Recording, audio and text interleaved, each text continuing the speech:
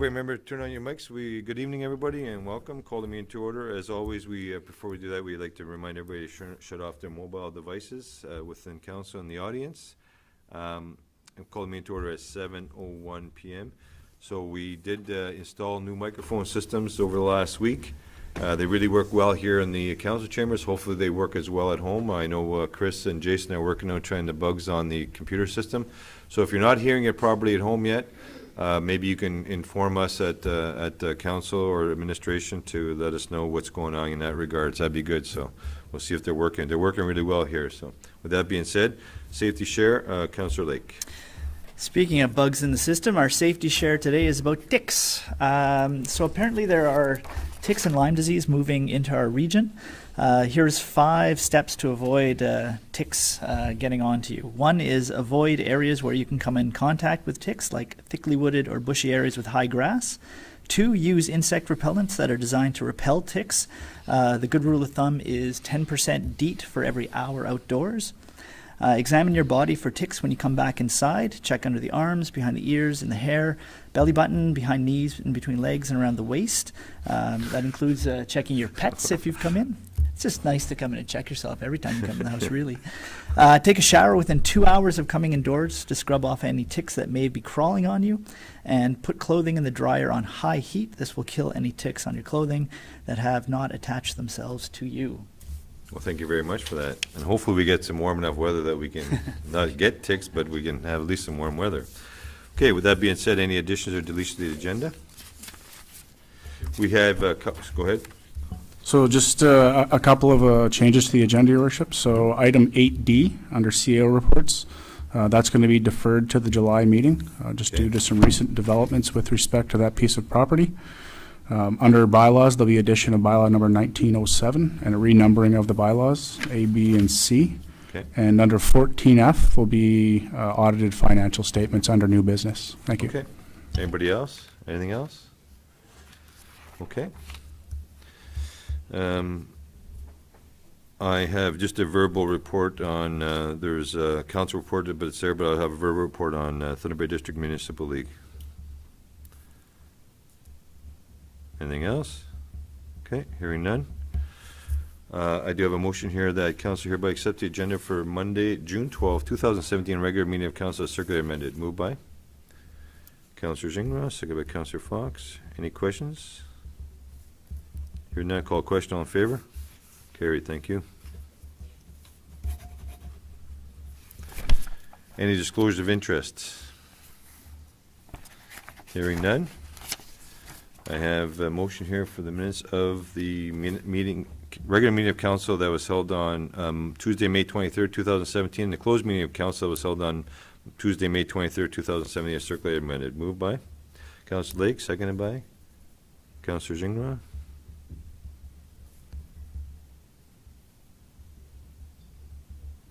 Any questions, errors, or omissions on those minutes? Councillor Lake? We note that there's going to be a public meeting. We noted in the minutes there's going to be a public meeting for the ATV bylaw. Have we set a date for that yet? This coming Thursday at 6 to 7:30 p.m. at council chambers. Okay. And that was the formal request we had. So we worked with the OPP, and they've come back with that date. So hopefully we'll have some updates in regards to the bylaw within our community. Anything else? Hearing that, I call a question. All in favor?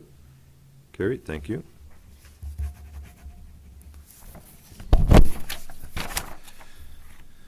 Okay, there's a motion here for recommendation to a appointment to the Marathon Economic Development Corporation, and for that appointment be approved as presented with an expiry date of 3 years from appointment. Any movement or second to put that on the floor? Moved by Councillor Lake, second by Councillor Fox. And I'll read the appointment name out. That the appointment to the committee pursuant to the municipality's procedural bylaw, bringing forward the report to the appointment of council members so that the residents of the town of Marathon committee and boards recognize that the individual being appointed to the Marathon Economic Development Corporation is Michael Antonetti. Michael will be sitting with the board, Economic Development Corporation, for the term of 3 years with the opportunity to re-sit if he so chooses. So Michael, as you know, is a TD Bank manager and Marathon, so we welcome Michael, and I think he'll bring a good view to the committee. So look forward to that. Any questions? Hearing none, call question, all in favor? Carried. Congratulations, Michael, thank you.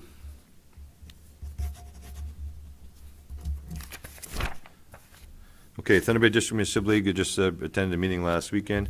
Thunder Bay District Municipal League is a motion later on this evening and coming forward. They're celebrating 100 years, 1917 to 2017, which is an amazing task. Marathon obviously didn't join until the 70s when it became a municipality from the running of the mill.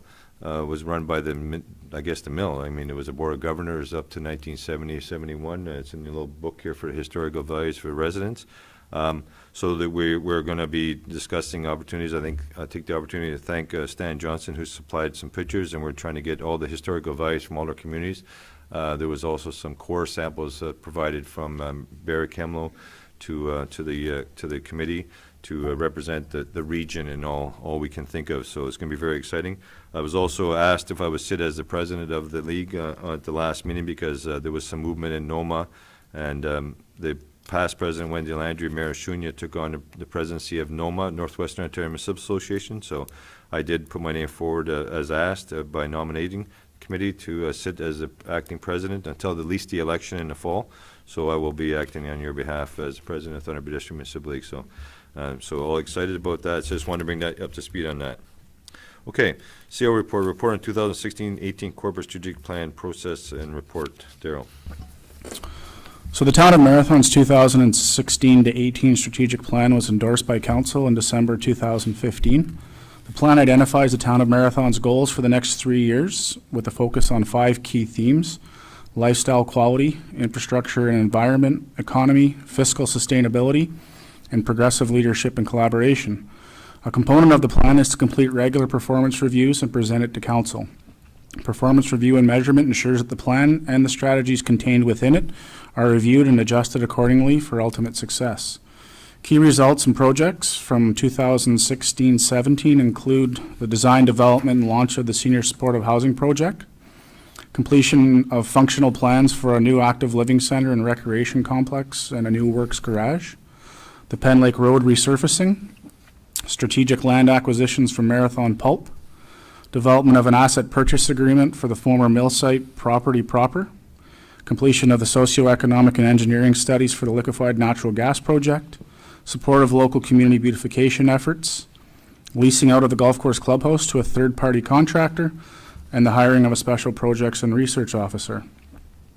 With the current strategic plan set to expire with the current term of council in 2018, key projects planned from June 2017 to October 2018 include development of a golf course capital improvement plan, selection of a Celebrate Marathon 75 Years Committee, and the development of a celebration plan for 2019, development of a plan for skate park enhancements and potential funding opportunities, the resurfacing of a portion of Hemlow Drive, completion of the supportive housing project, completion of public consultation, site selection, and financial planning activities for the new active living center, development of a more robust asset management plan for the municipality, explore the feasibility of expanding the Penn Lake campground, update the Pebble Beach architectural plan, and actively market the former mill site for new investment, attraction, and business development. The financial implications are that projects identified in the plan have been or will be included in the yearly municipal budgets as identified, and your administration presents this report for council's information. Thank you for that report. Has council any questions in regards to this process and the strategic plan? Councilor Lake? Sorry, so one, I would start with, I admire what administration has got done so far. When I look at the things that are identified until the end of council's term, certainly that last one, actively marketing the former mill site for a new investment, is, I think, at the heart of everything we do, unless, and I think residents feel this as industry pays less and less portion of tax because of reassessments, and residents pay more unless we get a new industry in town or diversify our economy. We're in a tough situation. I know that's across the North Shore, but certainly for me, when I look at that list, that's number one, and I certainly trust administration has that at the top of their list too. Anybody else? Well, with that being said, as you know, Councilor Lake, that the many meetings we've done with the ministerial individuals, we've had also opportunities to meet with individual proponents looking at the site itself. And as we all know, and everybody in the audience as well as home understands, that we can't really do anything until we get the sign off, and hopefully that sign off happens this fall.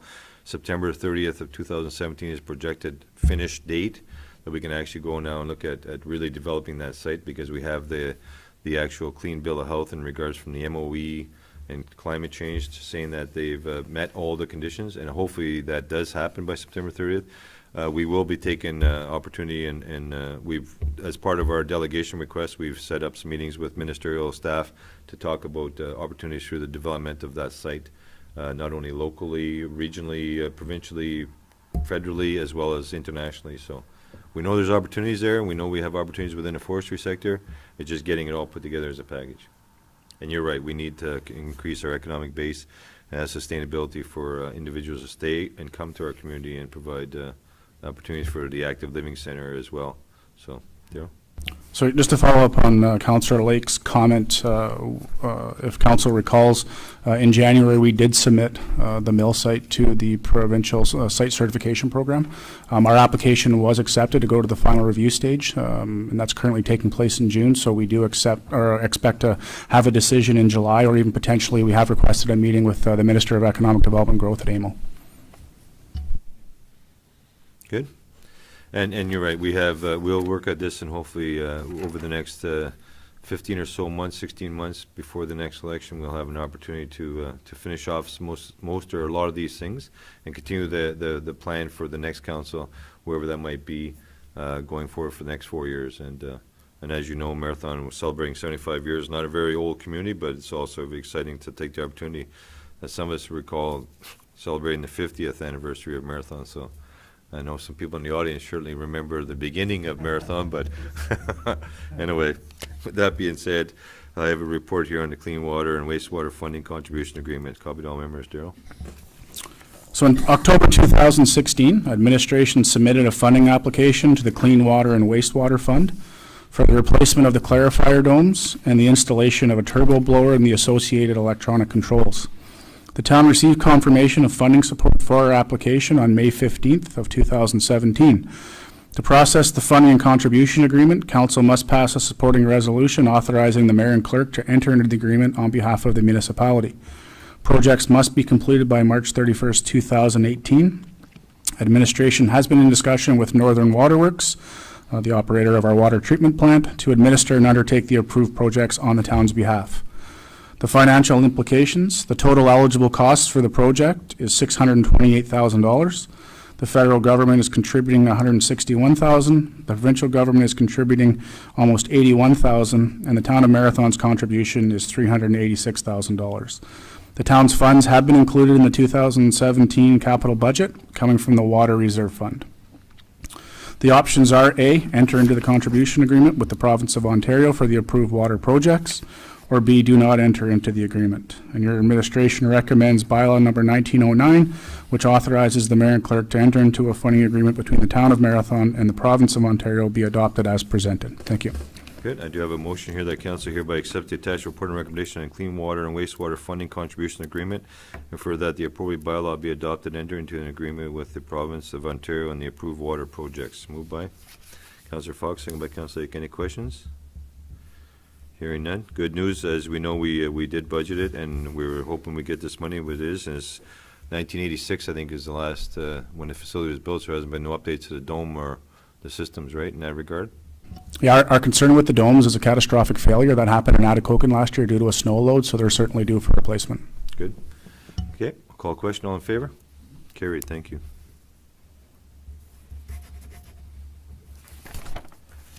Okay, report on the summer schedule of council meetings. Daryl. As in previous years, administration would bring a report to council with recommendations on scheduling summer meeting dates, as the municipality's procedural bylaw only requires one meeting in the months of July and August.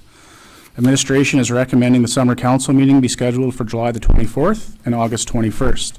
AMO is scheduled for August 13th to the 16th, 2017. An advertisement will be placed in the Marathon Mercury and on the town's website, notifying the public of the changes in meeting dates. Your options are: A, approve the summer meeting dates as follows to July 24th and August 21st. Should any matter of urgency arise, a special meeting of council may be called at any time with 24 hours public notice being provided. B, hold the meetings on alternative dates, or C, keep the regular meeting schedule. Your administration recommends that option A be selected and that the summer meeting dates be held July 24th and August 21st, 2017, and further that the public be notified accordingly. Thank you for that. I do have a motion here that council hereby accepts the attached report and recommendation on summer schedule for council meetings, and for that the summer meetings dates be held on July 24th and August 21st, with the public being provided appropriate notice. Moved by Councilor Zingra, second by Councilor Fox. Any questions? With that being said, I'll call question. All in favor? Carried. Thank you.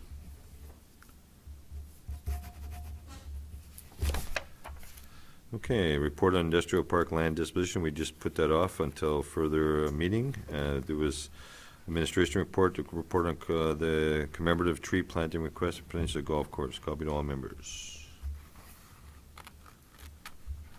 Good evening, Sue. Council. All right. Okay, the background. On May 24th, 2017, Mrs. Karen Jeanette, the daughter of the late Mr. and Mrs. Mel and Lil Amadeo, contacted the Parks and Recreation Department regarding the possibility of planting a commemorative tree at Peninsula Golf Course. The family has a desire to recognize the connection their parents had to Marathon and Peninsula Golf Course. Mrs. Jeanette requested that a flowering, non-fruit-bearing crabapple tree be planted on hole number 4 by the men's back tee block. The tree would not interfere with the surrounding natural vegetation or any of the golf course grounds, such as the tee block or green on hole number 3. If approved, a commemorative style plaque with an inscription will be chosen by the family and attached to the trunk of the tree. Financial implications. All responsibilities of purchasing, shipping, and installation will be the responsibility of the Jeanette family.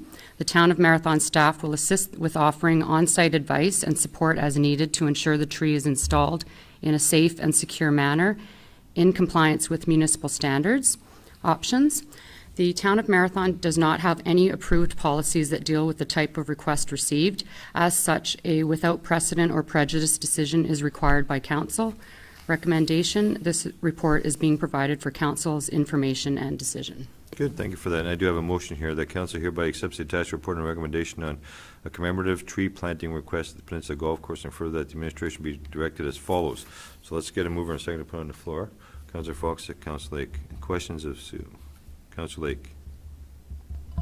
So I think it's great. I mean, it's lovely to want to recognize people. The thing that it makes me think of, though, is I've had people ask about benches for the loop as well, other commemorative stuff. It seems, is it worth perhaps having a policy drafted that would cover any sort of commemorative events? That way the policy's in place, there's transparency. We don't have to do it as a one-off every time. Well, a policy is certainly an option that's available to council, there's no question. As indicated in the report, we currently don't have one.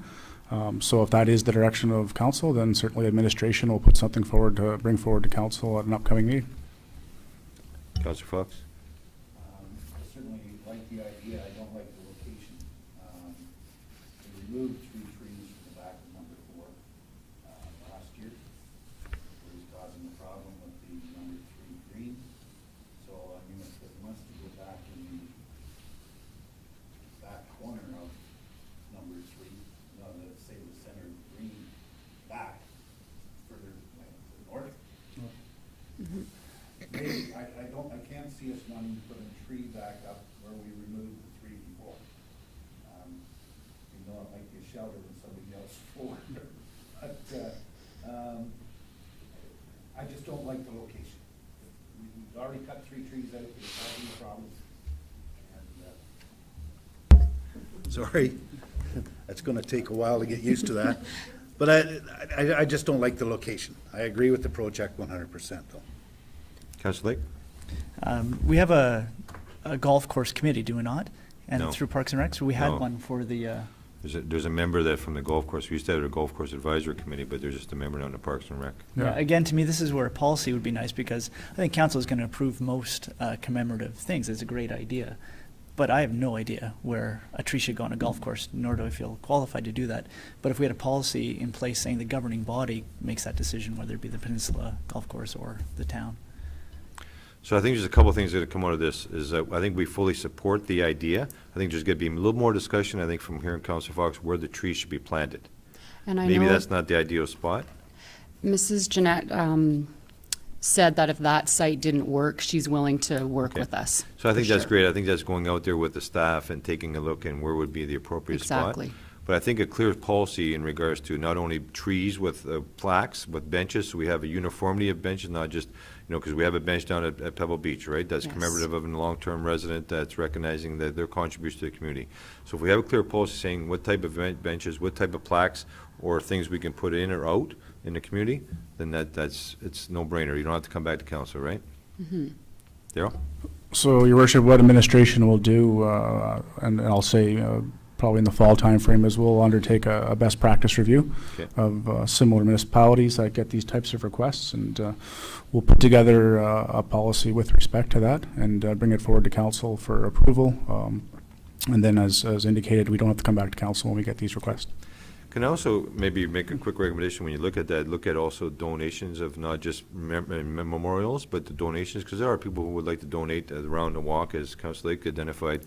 Maybe a corporate bench would be identified, and somebody wanted to donate a bench. But then if you have the uniformity of what type of benches we go, they know there's a cost of $350 or whatever for that bench, but their name goes on that bench type thing. So as part of that policy, could you look at that as well? Of course. Great, good. Is there anything else? Good, thank you. I'll call a question, all in favor? So thank you to the Jeanette family, and of course, recognizing both Lil and Mel Amadeo. Long-term contributing members to our community. Okay. Report on vacant excess land subclasses. Cobbydale members, good evening. Chuck? Evening, Mayor and Council. In December 2016, Section 313 of the Municipal Act was amended to provide more flexibility to municipalities to amend or eliminate subclass tax rate reductions for vacant or excess land. The changes only apply to land in the commercial and industrial property classes. Currently, the discount for commercial vacant and excess land is 30%, and the industrial class discount is 35%. The town of Marathon never did assume the 30% discount on commercial vacant properties. These properties are in the vacant/parking lot tax class. Its tax ratio is 1.0831 compared to the commercial occupied ratio, of 1.25, which is only 13% lower. On the 2017 tax roll, there are 2 properties listed as commercial excess and 1 property listed as industrial excess. First commercial is Canadian Pacific Railroad, and the other one is 61 Peninsula Road, but MPAC is currently reviewing it to see whether it classifies as excess property. And the industrial excess property is situated at the former MPI mill site. In 2018, MPAC had assessed a portion of the Marathon Center Mall as excessive, but as the 2012 and the 2016 assessments are in dispute at the Assessment Review Board, no changes have been made for the tax years of 2013 to 2017. In January 2017, the Ministry of Finance issued a checklist of actions municipalities should take prior to changing or eliminating the tax reductions. The province hasn't provided any specific menu of options to pick from. Municipalities interested in pursuing policy refinements must craft their own local policies, consult with stakeholders, and submit their desired program designs to the province for review and consideration. The municipality must demonstrate that it has considered its policy objectives carefully. The policy solutions and tools are consistent and will effectively meet its policy objectives. The municipality must consider the impact of the change on the taxpayer and business community and has integrated the feedback and perspective of stakeholders in the decision-making process. When formulating policy, Council should consider that MPAC's valuation already reflects the fact that there are no improvements to the land, and therefore it could be argued that there's no need to already adjust the tax rate to a lower level for these properties. The discount is an incentive for longer-term speculation in holding land. Removing the benefit of a reduced tax rate could have property owners look at developing the land sooner. But Would property owners look to sever off the unused portion of their property to save on taxes? This could limit their potential for expansion. Is there a risk that existing vacant or excess land may not be developed to its most productive use? Could the elimination of the discount lead to greater density in development because people are incented to build on the minimal allowable land? Are any benefits in the increased commercial tax class would be very minimal to the properties in the residential class? Does the current state of economic development in the town of Marathon require a change to the status quo? Removing the excess land discount on the two commercial properties would increase property tax revenue by approximately $600. With the current state of the mill site property, it's not reliable to assume any impact on tax revenue. So the options are status quo, or council wishes to use tax policy to remove discounts on vacant excessive lands and therefore directs administration to begin consulting with stakeholders. Administration recommends that council maintain the property tax discounts for vacant and excess lands in the commercial and industrial classes. Thank you for that report, Chuck. I do have a motion here that council hereby accepts the attached report and recommendation on the vacant and excess land subclasses, and further that council accepts administration recommendations that property tax discount for vacant and excessive lands in the commercial and industrial classes remains the same as it was in the past. Councillor Lake, and second, Councillor Gingra. Questions? Councillor Lake. So, if I'm reading it right, we're talking about $600 of increased tax. So Yes. that's no money, but were things to boom in Marathon again and land once again became a valuable asset, would that be a point at which we might want to pursue that in terms of trying to get people not to hold on to land? I would encourage it, yes, So if the economy were to change, we could revisit this? Yes. If we didn't do it now? yes. Perfect. Councillor Lake, Fox? Is there a real point to this for us? Why not just go ahead and do it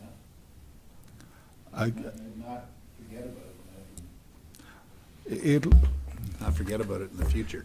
it will be part of the annual checklist of tax policy decisions that we have to make. And we would have to, I think we've missed the boat for 2017 because the province has had the deadline of July 1st if we want to make any changes for 2017. In looking at the municipal landscape, most municipalities aren't changing this because their policies are not really, I'd love to get rid of it just to expedite things and make simpler, but that's not the policy that the province is looking for. And the province, again, is trying to show that they're listening to municipalities, and in addition to having the subclass discounts, they're also saying that we can also remove vacancy rebates, but I will bring that in a later report.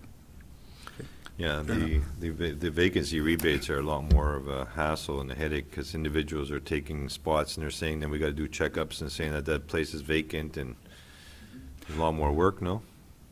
I've heard horror stories in other municipalities. Right now, we have the regulars, most of them are in the shopping centers, and I can understand why they want to do that, and it would be a little bit more harder to say, well, this shouldn't have a vacancy rebate because it's been something that we've had since Sure. 1998. But if, again, the province-wide municipalities are saying, guess what, you're okay for 2017, but right now it's 30%. They're saying 2018 it'll be 20, 2019 it'll be 10, and it'll be gone in 2020. Okay. So with that being said, any other questions? Okay, all in favor? Carried, thank you. Thanks for that, Chuck.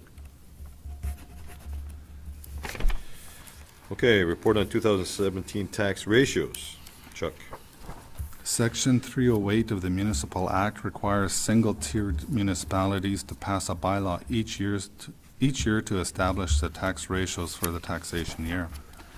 Tax ratios establish the relative tax burden for each property class. Council has the authority to adopt alternative ratios as long as they fall within the provincial ranges of fairness. For multi-residential, that's 1 to 1.1. All other classes are 0.6 to 1.1. Since our ratios fall outside the range of fairness, we can only move closer towards these ranges. Since 2016, Council has maintained the current ratios of 1.1 for multi-res, commercial and shopping centers at 1.25, parking lot and vacant 1.0831, industrial and large industrial at 2.25. In 2017, the province established a new tax class called landfill. This includes 2 municipal properties plus M&R site assessed at $18,000.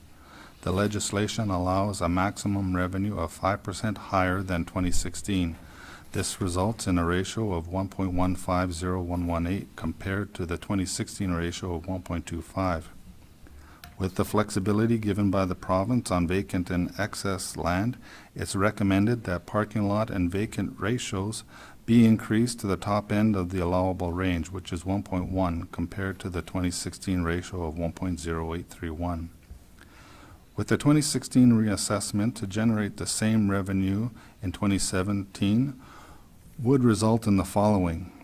In residential class, the assessment has gone up 7%, so tax revenue will go up, or their share of the revenue will go up 7%. Multi-res assessment has gone up to 103% of last year, or 8% in taxation. Commercial has fallen to only 99.7% of previous year, so their change in taxation would be 0.3%.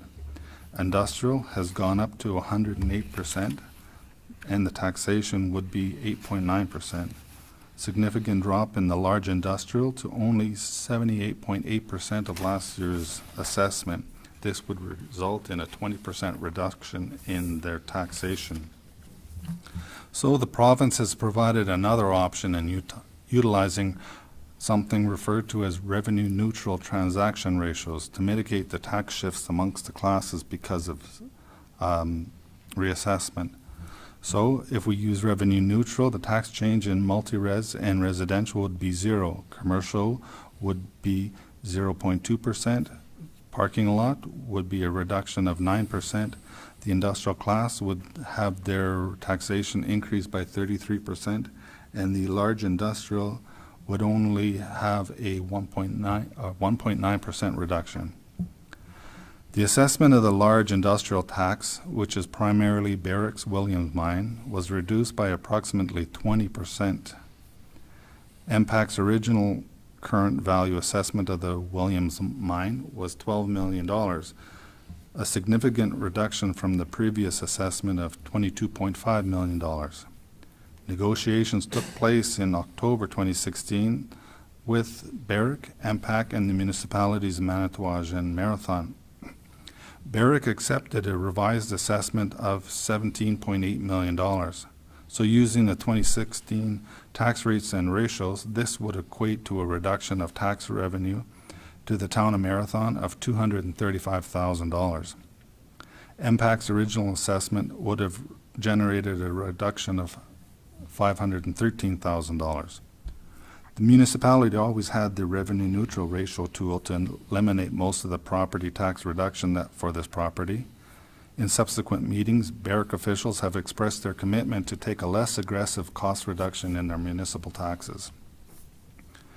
The ratios for the large industrial tax can range from the historical 2.25 to the revenue neutral ratio of 2.949. A ratio of 2.63 will result in the Williams Mine paying $940,000 in property taxes, which is a $129,000 reduction from 2016. This will limit the increase to the residential class of 3%. But please note that in 2016, the Assessment Review Board has accepted the request for reconsideration for Barrick, already decided, so that the 2017 reduction is already $80,000. So my schedule I'm proposing is no change to residential because it's legislated to be only 1%, but there would be a 3% increase in taxes. Multi-res would stay the same at 1.1, so no change in tax rate. The commercial will stay at 1.25, so a 3% reduction in their tax.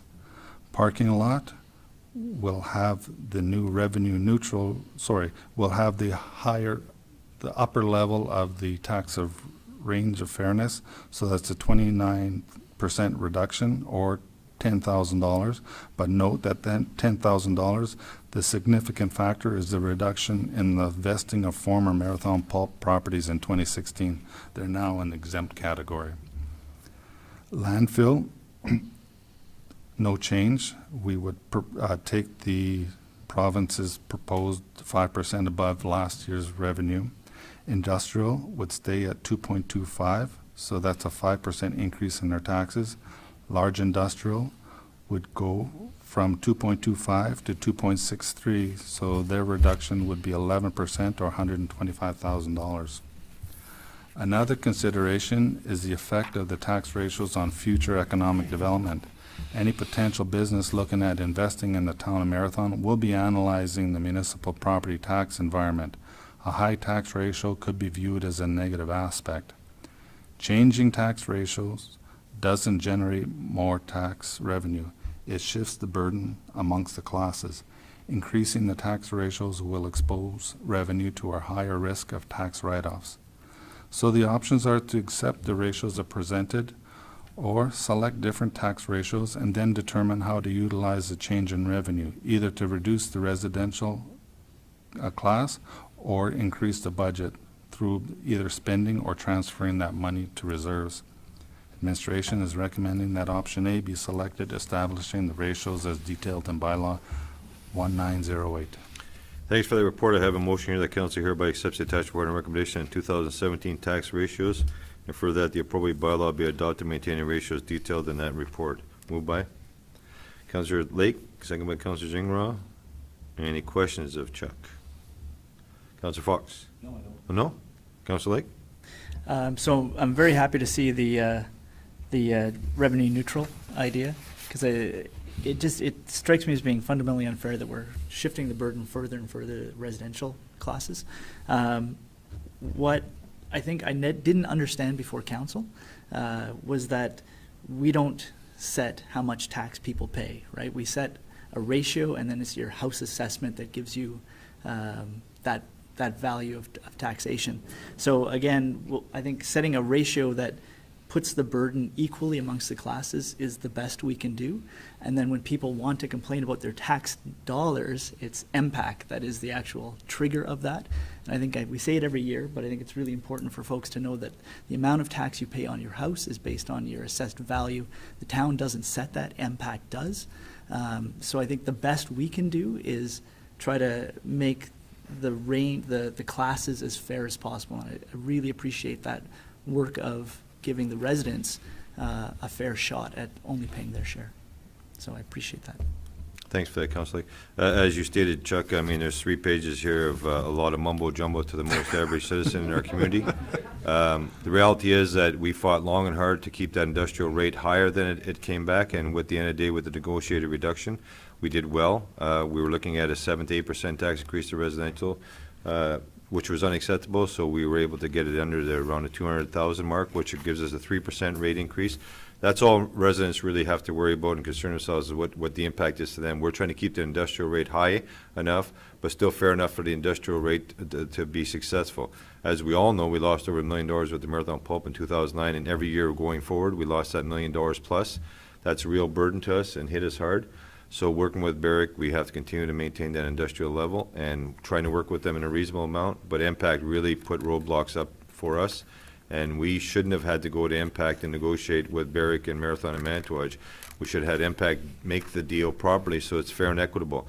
Anybody sitting in the audience at home can say that mine is worth more than $17 million. We would all say that without knowing the operation of a mine. And we heard loud and clear, to build a new mine like that, you're talking $300 million. So where do they get a number from $17 million of assessed value? This is the crazy part. But at the end of the day, administration did an excellent job. We worked on this for over a year in regards to the assessed change at Barrick Hemlo.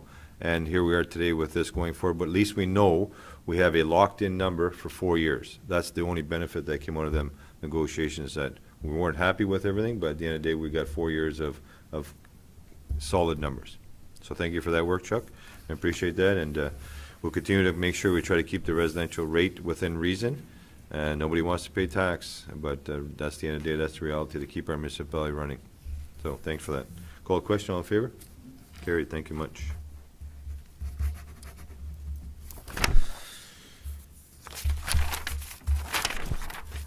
Okay, I have a motion here that number A, bylaw number 1907 being a bylaw to amend the comprehensive zoning bylaw number 1873 be read a first and second time this 12th day of June 2017.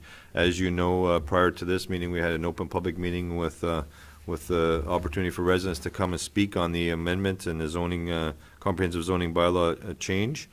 We had some comments made, and hopefully that will give council the opportunity to say their piece on this amendment and whether they're supporter or against this change. So, but with that being said, I'll have a mover and a second to put on the floor. Moved by Councilor Lake, second by Councilor Fox. Any questions or comments? Councilor Fox. Okay, first of all, there's been a reference of mature trees being put in the buffer zone. What represents a mature tree? So it's a tree, obviously, other than a seedling. It's yet to be determined what the best tree will be to plant there, but we will seek the advice of a professional forester so that the tree has the best possibility for life once planted. Councilor Fox? Are we talking 3, 4, 5, 6, 10 feet? I think it would be premature for administration to pick a size, but generally a mature tree, you're looking from 4 to 6 feet. Okay. So just for quick reference, Councilor Fox, if you looked at the trees that were planted along Peninsula Road in the boxes, Yes. they came in as mature trees. They were, some of them were 15 feet tall already Yeah. as planted in the box. Okay. They might have been a 3 or 4 year old tree already from a nursery somewhere, right? Depending on what species of tree they were, but that's what a mature tree would be, I Okay. think, for reference views. The second question that I have, Your Worship, you referred to at the open public meeting that we had, and we all went by sight of that project, what was presented to us. Now we find out that what has been done has created a huge trust issue. And what I'm actually going to ask is we defer this until such a time, well, I guess the third thing, the actual size. We have said, Darrell has mentioned that we're not going to cut any more trees. Great. This chair. We're not going to cut any more trees, then why not sever that property? What is cut right now, sever it. Stay completely away from Birch Street as versus going to that. If not, I'm asking to defer it until such a time that there is an actual buffer sign set up. It's not making any sense. And with the trust issue with the public right now, where are we gonna go? I mean, I think that buffer zone must be set up before we proceed any further with this project. I've had my say. Okay, anybody else? Councilor Lake? So, as someone on the Supportive Housing Committee, I agree that there is a trust issue. I totally understand that. I was very pleased to hear that the administration is willing to put a letter saying no more trees will be cut until we determine. But the project needs to move forward on several fronts for it to be completed on time. The project itself, I think nobody disagrees that it should go forward. I think there's almost universal acceptance that it should.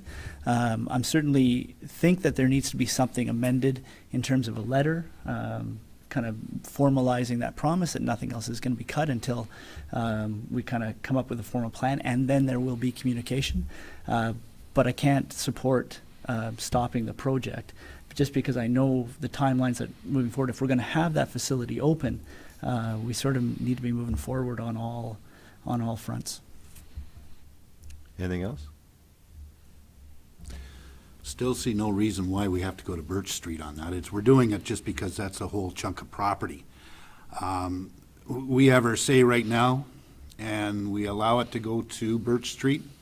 Further councils down the road say it's our property, we're gonna do whatever we want, and cut to birch. I'm just not in favor of it. If we've, true to our word, sever it right now. Sever it and leave that as another chunk of property. I mean, if you want to say, okay, we'll go another 30 feet around, fine. But let's sever it right now. Get it over and done with. I'm not holding the project up, but the commitment by council to sever that chunk of property that you're not going any further, I would be happy. Yeah, okay. I'm just not happy the way we're approaching it right now. Okay, Daryl? So just a comment and a follow-up question for Councillor Fox. So with respect to severing, we certainly always have that option to sever the property. It's likely premature without the final detailed design and engineering, which is being completed within the next 3 months. At that point will be the final footprint on the site that has been cleared. If council then agreed that severing was the proper course of action, it makes sense at that point in time as opposed to June 2017, because we would need those requirements anyway to sever the property with the proper sizes and lot sizes. But with respect to Councillor Fox's question around the buffer, so are you requesting that we revisit the zoning bylaw and amend the zoning bylaw to include a change in the buffer requirement for the open space and institutional classes? Because that's what it would take, because currently there's no buffer requirement for those zoning identifications, either open space or institutional in the entire municipality. So we could approach it on a one-off basis with respect to this particular project, but if council wished to see a complete change, we would have to overhaul the zoning bylaw to make those changes for both classes across the municipality. So Councillor Lake? So I'm certainly not interested in changing the bylaw whole hog, but what I'm interested in is we have residents who have to live beside this facility. How is it that we can build it in a respectful manner so that we get the facility that this community needs, and I think we all agree that's what we need, but we can also maintain those relationships and have folks have houses that they feel good in living in. I don't know if you can legislate that sort of thing. It's more that promise that the communication will take place and that we're going to move forward with the residents and with the municipality. You can put in whatever rules you want in place, but it's about communications and relationships. I think that promise to have that communication, I certainly would like to see as many trees left up as possible. I think that's just good urban design and good kind of rural design, right? But I don't know if changing the bylaw is actually what we need to do. We need to just make sure as this project moves forward, we're being as careful as possible. I think we heard from individuals at the open portion of the comprehensive zoning bylaw meeting that there was a trust factor. I don't think anybody went into this picture with trying to deceive anybody in regards to developing a senior supportive housing complex in our community. There was a mistake made. The individuals were asked to stop. We stopped. We did the best we could to leave the buffer there. There's already an easement on that location. I think we heard loud and clear from our administration that we're going to be communicating with the individuals along Steedman Drive to make sure they're fully aware of any future movements, design, plot, lay, land of the building, the parking lot, then come up to a solution, whether it's mature trees, a buffer zone, a berm of some sort to go there that would be satisfactory for the residents as well as the municipality without obviously costing the project hundreds of thousands or millions of dollars. These things all cost money, and you make changes and amendments. Council Lake, you're fully aware that this project's been going on the books for some 12 or better years. Many committees, many hundreds of thousands of dollars spent over these years to develop this facility.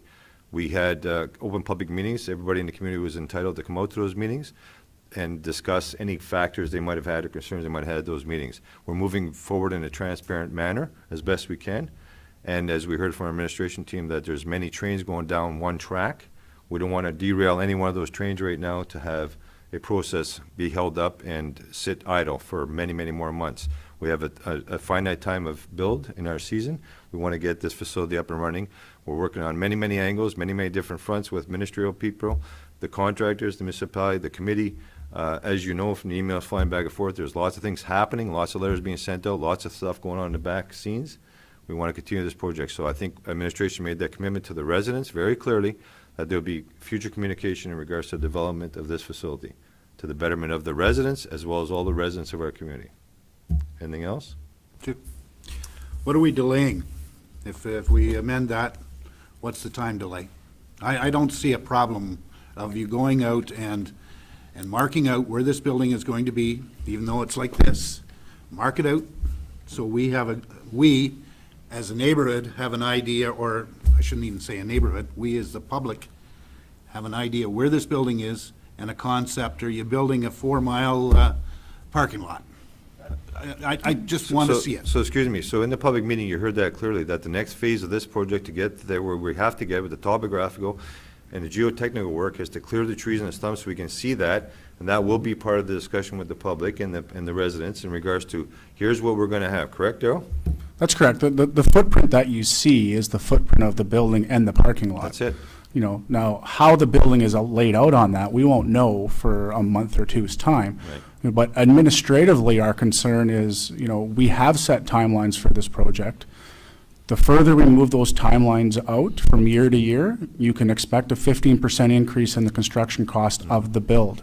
So it becomes significant, you know, if we continually move timelines out from an economic perspective, you know, really to the point where it probably becomes uneconomical from an operating perspective to build it because the funds aren't there to repatriate the capital dollars required. And I don't think I heard from anybody in the public meeting prior to this council meeting that that was their wish to stop or hold this project up. I think it was just about communication in regards to having the next stage and the next phase of this project being discussed with them and identified what's going to happen. Councilor Lake?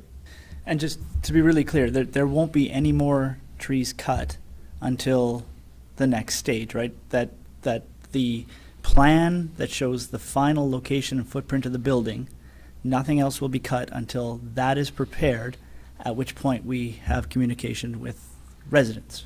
That's clear? Absolutely. So you know, from a process perspective, so, you know, what's taken place now is, you know, without the clearing of the land, you can't properly complete the geotechnical requirements for detailed design and engineering, right? Now that we have the land clearance and the topographical and geotechnical investigations have taken place, the engineers and architects will now go back with that piece of property as cleared and lay out the building, approximately 32,000 square feet, on the best possible footprint of the cleared piece of land. No further tree clearing, you know, towards the birch side or either side. They'll take what's existing and they'll overlay the building on the best possible location. Because there's a number of factors that have to be taken into consideration.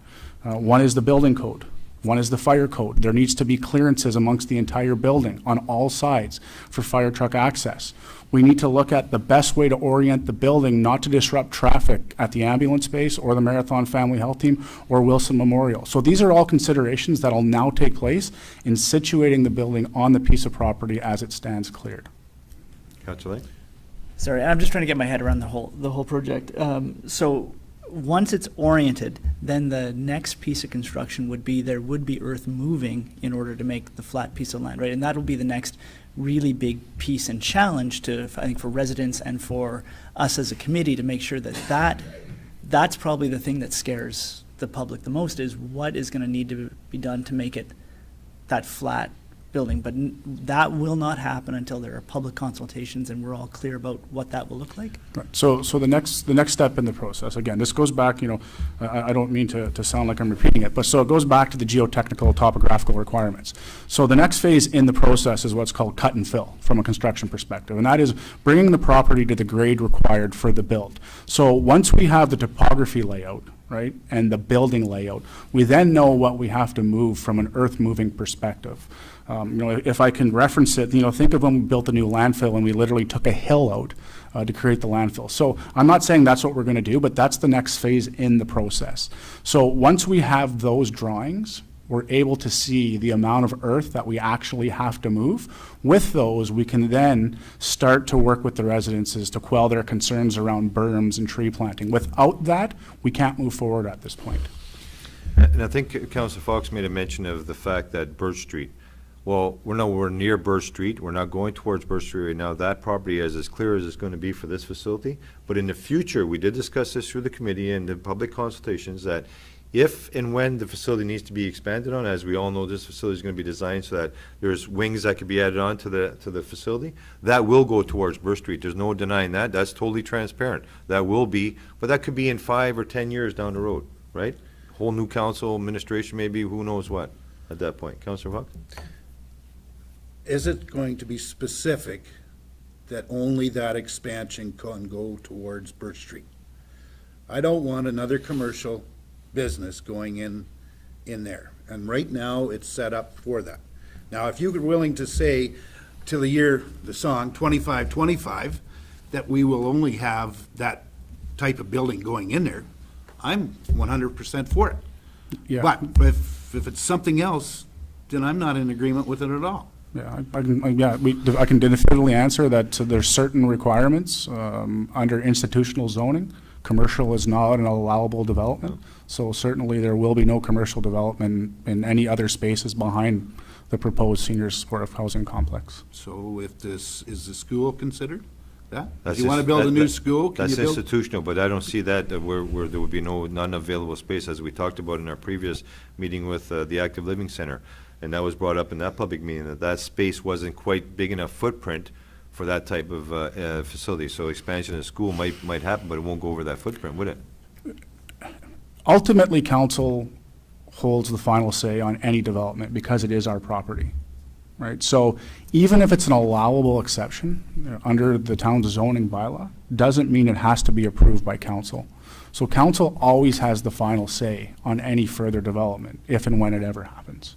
So number one, it has to fall under, the viability within the zoning bylaw for institutional. The second is council has to approve it. If council doesn't approve it, it's not a project. So the final say in the final decision-making process always lies with council. Councillor Lake?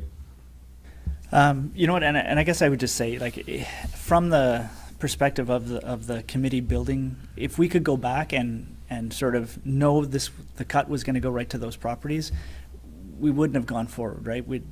I don't think anybody thought it was going to go to where it went, and for that, I'm just really sorry. It sucks to be the residents that are right there, and you can't change that. All I'm really looking for, and I think I've heard administration say it, and it makes me comfortable, is that we're not going to go into that next stage without real kind of consultation and communication, and the plan won't be misdiagrammed. Because I think lots of what I've heard is, if the picture that we all saw from the Mercury had been accurate, we wouldn't be having this conversation.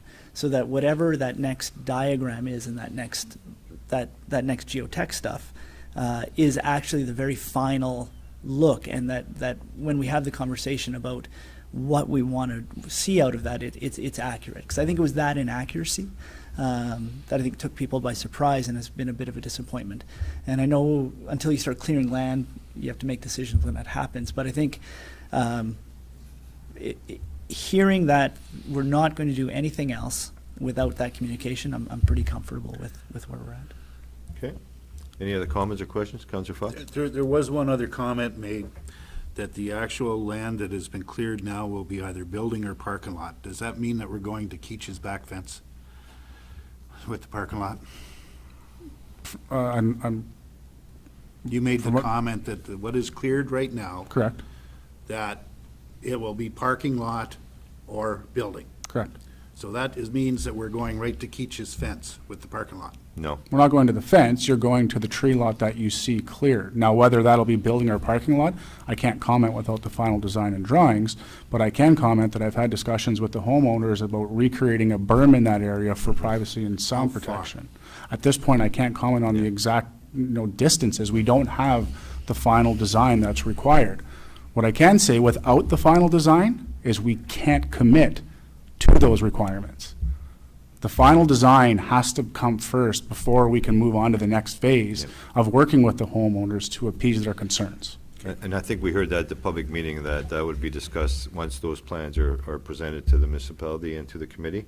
And that would be the next meeting with the homeowners, and clearly show that. I asked a question earlier at the public meeting, was whether or not what was the distance between the last resident's backyard fence to the There's an easement there, as we all know, hydro easement to the cleared trees. There's quite a bit of space there, right? It just so happens now the space is wide open because you don't have the bush, but you did always have the easement there, and most easements are probably, 21 meters or something like that. They're quite big, or 20 meters, I'm not 100% sure, but that's the concern that was raised, and we addressed it, I think, clearly.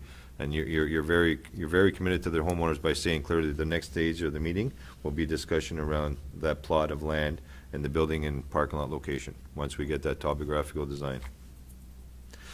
We've always wanted to be transparent. There's nothing being hidden here. This is all public. There's just some extra trees got cut and taken down, which we can't do anything about today.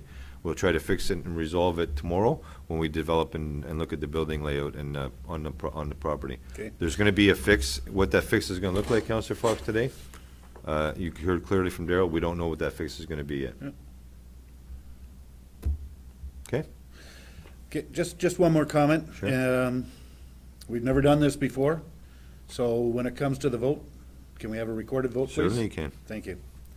We've done it many, many times in the past. You can have a recorded vote anytime you like.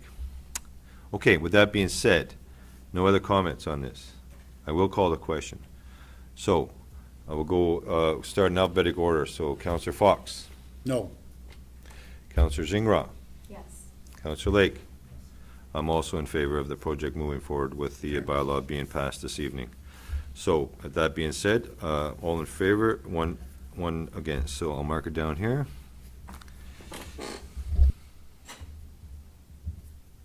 And that will be recorded. Thank you.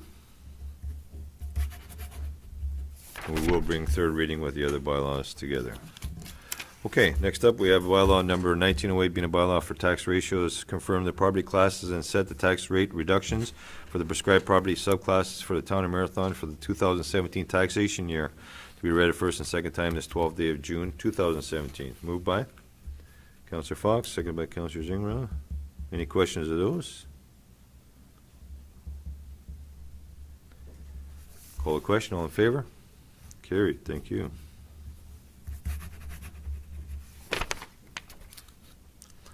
Okay, bylaw number 1909, being a bylaw to authorize the Corporation of Town of Marathon to enter into a funding agreement with Her Majesty the Queen in right of Ontario as represented by the Ministry of Infrastructure as defined herein under the Clean Water Wastewater Fund, to be read a first and second time this 12th day of June 2017. Moved by Councillor Lake, seconded by Councillor Zingra. Any questions of that bylaw? Call the question, all in favor? Carried, thank you. And of course, to have all three of these be read a third time and finally passed this evening, that bylaws number 1907, 1908, 1909 be read a third time and finally passed this 12th day of June 2017. Moved by Councillor Lake, second by Councillor Zingra. And all in favor? Carried, thank you. I won't record that one, Terry, because it was already noted that you, on the original 1907 bylaw. Thank you. Okay, under new business. I have a motion here that the council hereby accepts a challenge from the municipality of Shelburne regarding the Highway of Heroes Canada 150 Tree Planting Initiative, and that the council authorize the purchase of a hero tree in the amount of $150, and further, a copy of the motion be forwarded to individuals on the originating request. And as we looked at it, where would the tree go, Daryl? There's no specific reference doesn't to really it. say. So, Okay. I think my suggestion administratively would be if council supported the resolution that we look at the tree planting as part of the LAV project development. And maybe Okay. it's not 2017, maybe it's 18, but to me, that would make sense. It does make perfectly sense. That's a good idea. So I think there's some movement there. They're going to be doing a light pole this year and then a flag pole and maybe the tree if it could, or maybe next year with more planned. And I can bring that idea. Okay. The Lab 3 committee's having a meeting this week, so if we do approve this, I can bring it to their attention this week as So well. moved by Councillor Lake and seconded by Councillor Fox to get on the floor. Councillor Lake. I might even be more inclined to, if it's a $150 value, to just give that money to the committee and let them decide how to honor. I figure instead of saying it has to be a tree, just to earmark that $150 and say, here's a, as you would see fit to honor. Daryl? But that's certainly council's provision to administer the funds as Yeah. they see fit. Yeah. Yeah, they're recognizing the Highway of Heroes in Southern Ontario, Trenton to Toronto, but I mean, Yeah, I would certainly recommend to council that we support our project. Locally. And we can, obviously, by doing that, we're supportive of the resolution. okay. So with that being said, I think that, the Highway of Heroes, so we'll just amend this motion that they've sent from the city of Shelburne to recognize that the $150 donation will go towards the Highway of Heroes project locally, okay? So, Councillor Lake, Councillor Fox, all in favor? Carried, thank you.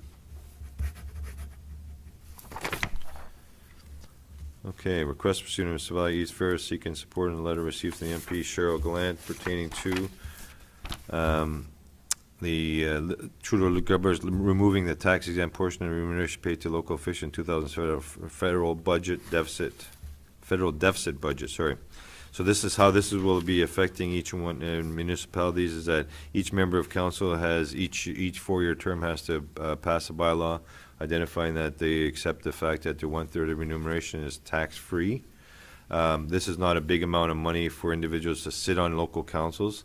Will have an impact, I think, on recognizing and attracting individuals to sit on local councils, because it is kind of I wouldn't say a perk, but it's a small little gesture, a token of appreciation for the fact that you do sit and give all your time back to municipal governments. So I'm not sure, but I'll put it on the floor to have this put forward, so I need a mover and seconder. Councillor Lake, Councillor Fox. Any questions or comments on this?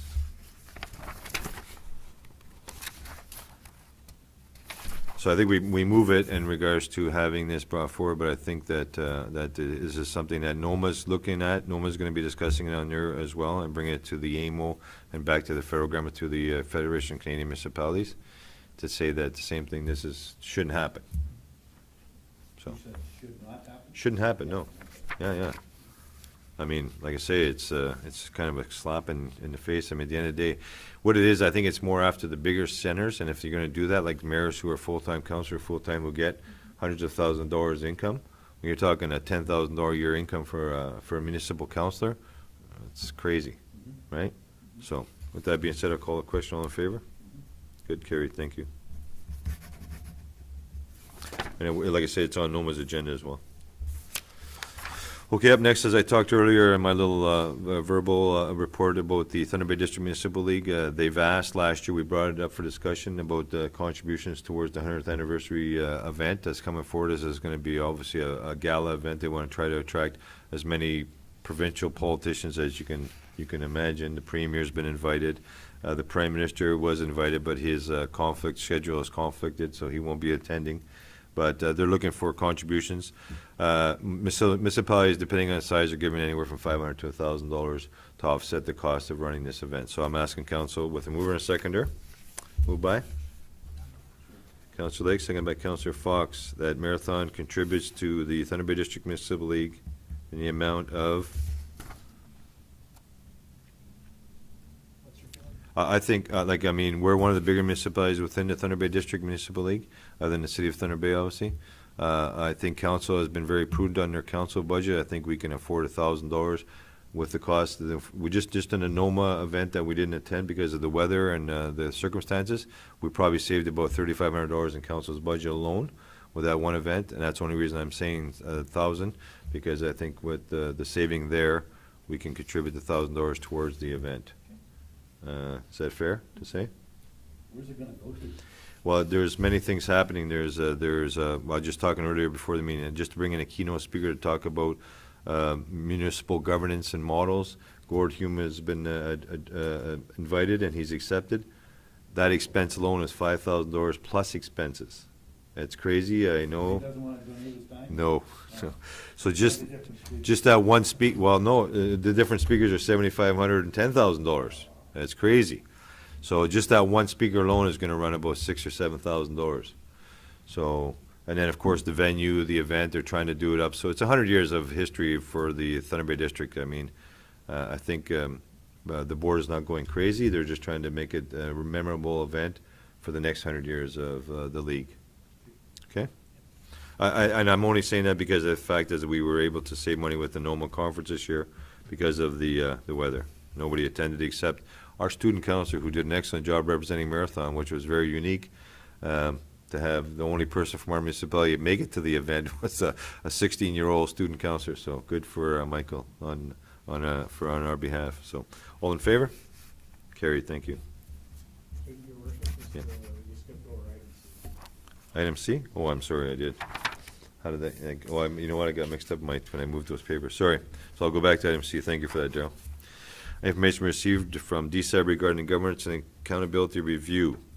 And basically what they're looking at is no motion, just information for council. Darrell, give us an overview of this, would you mind?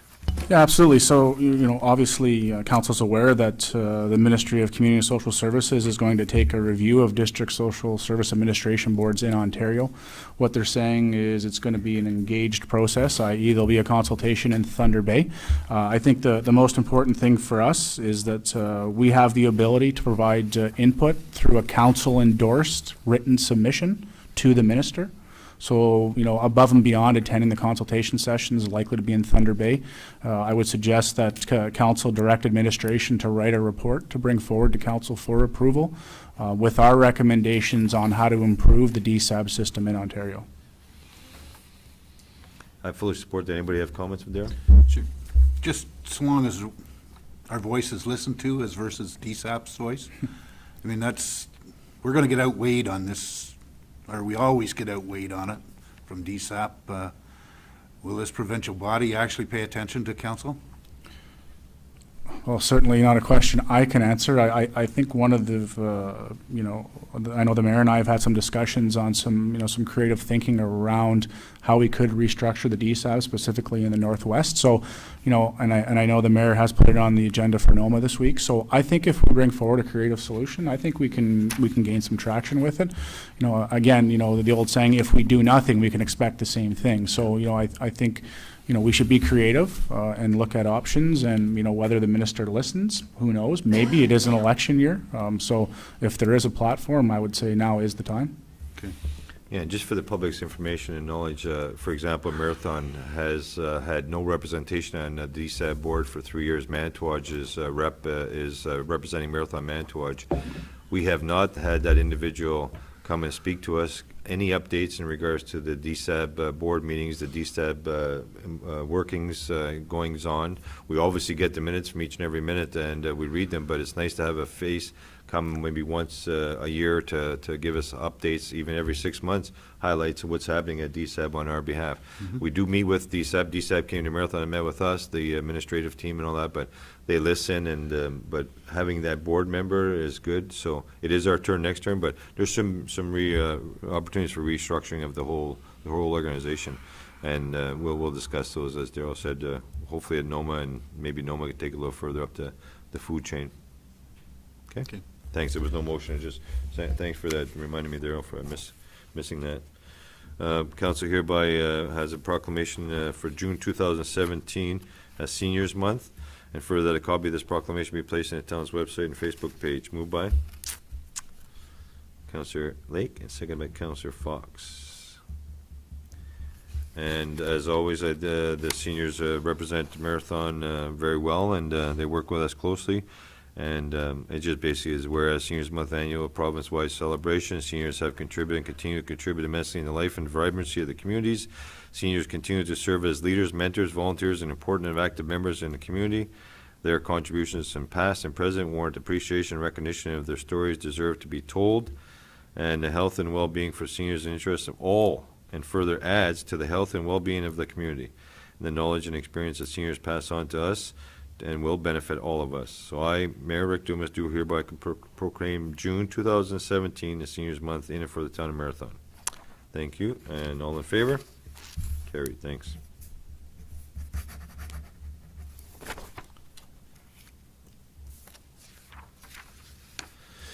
Okay, and there was a request received from the Honorable Dipa Demirla, Minister responsible for Seniors Affairs. Oh, that was the financial statements, the ones I got. Where is that? When I moved it over here, because I was mixing them all up. Sorry. Okay. So, that council hereby accepts the 2016 financial statements as presented by Grant Thornton, on June 12, 2017. I need a mover and a seconder. Moved by Counselor Zingra, seconded by Counselor Lake. Any questions, comments? We went through our financial statements, draft, unaudited and audited, so we have a motion here this evening to pass that. No questions? Good. Oh, Counselor Lake? Maybe just a comment that the auditors gave to the counselors was that they were very impressed with the work that administration's done in terms of keeping the community's finances in order, especially given kind of what we've been through in the last 7 or 8 years. So again, from council, we applaud administration and the diligent work you do to keep our financial house in order. Yep. Good. Thank you for that. Okay. All in favor? Carried. Thank you. Okay, emergency service report was received, and any other announcements of general comments? Nothing much. Counselor Fox? There is one thing, when the seniors are having their summer break tomorrow. Okay. Tomorrow is, the luncheon is tomorrow. Your worship, were you planning on attending that? No, I'll be away, so Counselor Lake is working, so Okay, would you like me to? absolutely say a few words on behalf of the municipality, that'd be great. Okay, and is the award, Senior Citizen of the Year, is it already with Deb, or do we have it here? I believe we have it here. I can follow up in the morning. Yeah. Let me know. Yeah. Let me know and I will pick it up. Yeah, I think we're waiting a little direction on that because of circumstances. It's going to happen tomorrow, Okay, good. okay? So, yeah, I'd appreciate it if I For those that don't realize what I'm talking about, Lil Amadeo was selected as the Senior of the Year prior to her getting ill, and of course, there's no reason to change that now. We addressed it with the family. They did not want anything mentioned at the service, so we're going to do it, Mark is going to attend tomorrow, and the award will be presented to him on behalf of the town council. Okay, thanks. Okay, I had a couple verbal overviews of activities happening over the next little bit. Golf course, Minnesota Golf Course will be holding various programs and tournaments. As always, we encourage you to get out and enjoy the warmer weather, and contact Pro Shop anytime, 229-1392. Annual pool shutdown, as you all know, and we traditionally do this during the summer months. It'll be taking effect Monday, June 19th, and the pool will reopen after Labor Day long weekend, which is usually September. This year it'll be September the 5th. Aqua Fitness classes are held every Sunday and Tuesday. Lots of opportunities. Please contact the Porthole Pool or, of course, the Recreation Complex and get a fitness card. They're actually pretty good price-wise, $61.20 for 10 classes. Drop in and it works out $7.65 a class. Contact Parks and Rec. Last class of the summer will be Sunday, June 18th. Public swim, everybody's welcome. Of course, that's right up till June 19th or 18th. Penn Lake Park is open for the season. Electrical sites are $45. A beautiful park. Everything everybody talks about in that facility is gorgeous. Non-electrical sites are $26.75. And you can book it through Serena at the town office here, 229-1340-2237. Or, of course, go on to the website, the Marathon website, admin secretary at marathon.ca. Garbage reminder, the wildlife activity has increased, as we all know. There has been some bears spotted around the community. So just remind you to keep your garbage cans, lids on, put them in sheds or garages, and try not to have anything hanging around for the little guys that can be attracted to. Water restrictions, as you know, people want to keep their gardens and their lawns nice and green. There is a restriction, and of course it's odd and even days, and 6 a.m. to 9 a.m. on that day, and 6 p.m. to 9 p.m. on that day.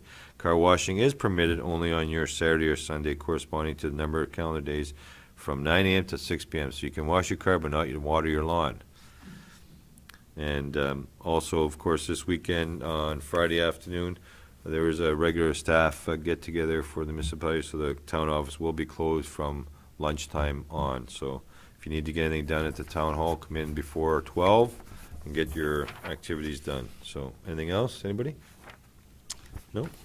Okay, prior to going during this meeting at 8:20, we have an in-camera meeting to discuss personnel matter of identifiable individual, including municipal, a local board, and propose a pending acquisition, disposition of land and municipality, a local board. That will take place directly after this public meeting. So I need a mover and a seconder to close. Moved by Councillor Lake, second by Councillor Fox. We do now adjourn at the hour of 8:20. Thank you very much and good night.